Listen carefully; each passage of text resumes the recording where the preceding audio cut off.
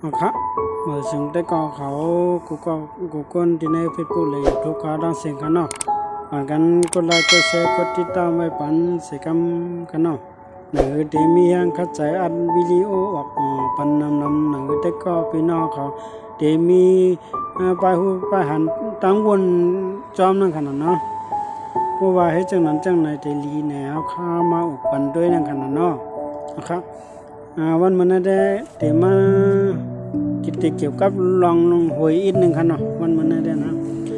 คนมีปึงการเฮ็ดคนผ่านปึงกามเทิกในครับว่าเนาะหัวข้อมันมาได้กันนะคนมีปึงการเฮ็ดอันว่าเนี่ยมันเหมือนว่าคนนำใจอันมีดังวนแค่แล้วก็เตรียมใครเป็นลูกน้องเปิ้นต่อโจจังนั้นกันเนาะผมเคยเฮ็ดนะลูกเลี้ยงลูกล้อเปิ้นต่อโจจังนั้นกันเนาะคนเฮาคำปองนะ2 3 40 50ยังตึกเป็นลูกน้องเปิ้นก็มีอยู่นะเพราะว่าเฮามีวัดตาใครเป็นคนมีเหมือนเปิ้นใครมีเหมือนเป้งเปิ้นว่านั่นแหละเฮาคัดใจวันเหมือนไหนวันมื้อหน้าเขาอันมีเหมือนเปิ้นตินติวัวจังไหนไว้กำเนิดกันเนาะยันเป็นนั่นน่ะคนผ่านนั่นนะคนผ่านปึงกามเทิกในคนผ่านในกำนำที่ใกล้ซี่หวยกันนะเพราะว่าหวยที่ออกมาในอ่อนกันกับซี่หวย2-3 ไว้4 5 ไว้เงินมาได้ติดตกอยู่1เฮงามฮู้กันนะเงินไทยได้100นั่นคั่นแหละ100พวกคนมีเขาได้เปิ้นวนว่าเปิ้นหันกะมาข้างตั้งหิมข้างต้านเปิ้นขายไว้นั่นกันนะคนมีที่เขาได้วนว่าวันหนึ่งมาเขาอันมี6 ล้านเหมือน6 ล้าน12 ล้านเหมือนหวย1ไว้ในไฮไลท์นี่คนมีเขาว่าจังนั้นกันนะเขาได้ชื่อเหมือนคนผ่านนะคนผ่านแนมปึงกามแต่ได้วันหนึ่งแต่พวกกามเธอกองตึงมีตึงไลเตอร์นั่นน่ะหวยเนี่ยอ่อนก็ชื่อมา10 ปีกำปองอย่างเต้ยบอกก็มีนะตื้อมาก็2-3 หมื่น4-5 หมื่นก็เหมือนเฮาเหตุการณ์ที่นั่นแง่งก็เขามันก็ทั่วอันให้เพราะว่ามันถูกกำเดียวล้าน2-3 ล้านเนี่ยบ่สุมีกันนะคนตายเอานะเตะเขาห้ามบ่สุหันเตะกันนะมีอยู่ไกลๆ1 ปอกแล้วก็ไกลๆ1 ปอกจะว่ามีนะไกลๆ1 ปอกมันได้มีกันนั่นกันนะคนมีก็ได้เขาหอมเงินไว้หอมคนรวยออมเงินเนี่ยนั่นกันนะเขาตาเขาได้ก็ซื้อหวยนั่นคำซื้อกันนะเขาได้หอมเงินไว้วันนึงมาก็ได้อันเฮ็ดบ่เล่งไม่เล่งลงเปิ้นไฮไลท์นี่เขาได้หอมเงินเขาไว้เพราะว่าเงินนำมาก็เปิ้นลงทุนค้าขายนั่นกันนะเนาะยันเปิ้นนั่นแหละเพราะว่าหวยออกมาแล้วคนผ่านนะมันตื้อหวยก็ตินอย่างใจเอากันนะนางอาตากะอย่าเชื่อการปันตัวนั้นตัวไหนมาญาติเตื้อนี่ต่อมื้อนั้นคั่นเนาะซื้อมากุปัดในเป็น10 ปีใน20 ปีในยังผู้เสียนหล้านนี่ว่าคั่นนะคนมีเขาเปิ้นหอมไว้เปิ้นบ่ได้รวยบอกเปิ้นบ่ได้รวยเอาคั่นนะเฮายังไปตื้อหวยนั่นคั่นน่ะตั้งวนในเพราะว่าเฮาวนใครเป็นคนมีเงินเต้ๆน่ะเฮาวนคือวนให้เหมือนน่ะคนรวยเขานั่นกันนะผมจะว่าจ่ายเงินนำก็เฮาว่าตั้งวนเฮาอันเป็นจังนั้นไฮไลท์เฮาอันมีเหมือนเปิ้นน่ะเปิ้นก็คัดใจหอมเงินไว้นั่นกันเนาะอย่าไปมึงชื่อหวยแน่เงินตาอันได้ชื่อหวยนั้นถ้าว่าเฮาหอมไว้บ่ว่าเฮาหอมไว้กูเลินว่าไหน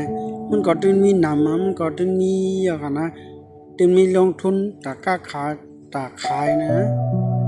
นัดปีนึงกันเนาะก็มันกันนะนัดกันกะกันเนาะเพราะว่าเฮาความว่าไหนตึงมีตาขายเหมือนเปิ้นนะกันเนาะเฮาก็เตรียมเลยคือแตกเลยไหลไข่ย่อยอยู่ตาสีนั่นกันเนาะนะครับให้เพราะว่าเปิ้นจำกับจำปานนั่นกันเนาะดีว่าคือมาให้เพราะว่าเป้งเปิ้นนั่นกันเนาะผมบ่หมดแล้วเพราะว่าคิดกับที่จะก็บ่แข็งนะผมบ่เข้าใจเขากำนั่นกันนะให้เพราะว่าฐานะด้านเซาเฮาให้เหมือนเปิ้นให้มีเงินจ่ายนำนั่นกันเนาะ ต่อเมื่อก้นผ่านเขานางเอา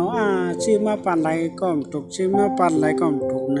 คุณรวยเขาเปิ้นบ่มีเปิ้นบ่ลงทุนกับขายเอาค่ะเนาะ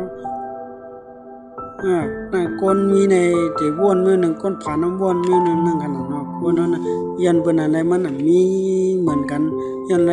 นเปิ้นอะไรมันจังไหลมีคนผ่านและคนมีค่ะเนาะ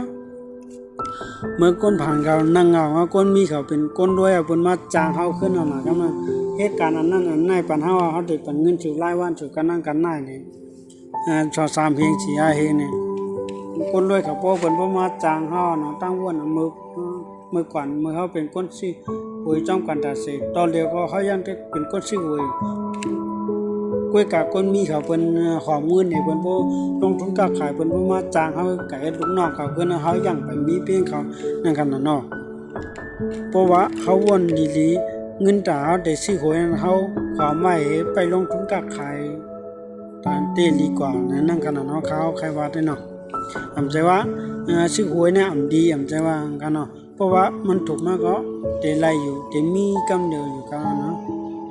เหมือนนั้นก็แต่ว่ามันเตมีมาในง่ายตีวนเตลีได้ให้เหมือนหนังก้นด้วยเขาอันเปิ้นวนว่าวันเหมือนในเขาผ่านวันหนึ่งเขาอันด้วยเขาวันในเขาผ่านวันหนึ่งเขาอันมีในนั่นกันเนาะดูเลยวนจังนั้นครับยันเปิ้นนั่นแหละข้าวก็ตีก้นลาดก็ใช่ว่าชื่อกันเนาะชื่อเขาเพราะว่าจับหินจับอย่างแต้มมีกันเนาะเขาเพราะว่าจับหินเต้ๆบ่เลยชื่อกูเลิ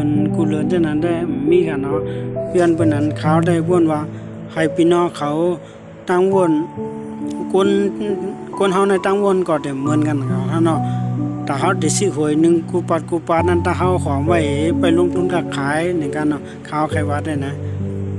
ยันเปิ้นนั่นแหละพี่น้องแต่ก็เขาก่อนที่จะซื้อหวยนะอ่อนกันวนด้วยกันเนาะเฮาของไว้วันหนึ่งเฮาลงทุนถึงได้มีเหมือนเปิ้นให้เขา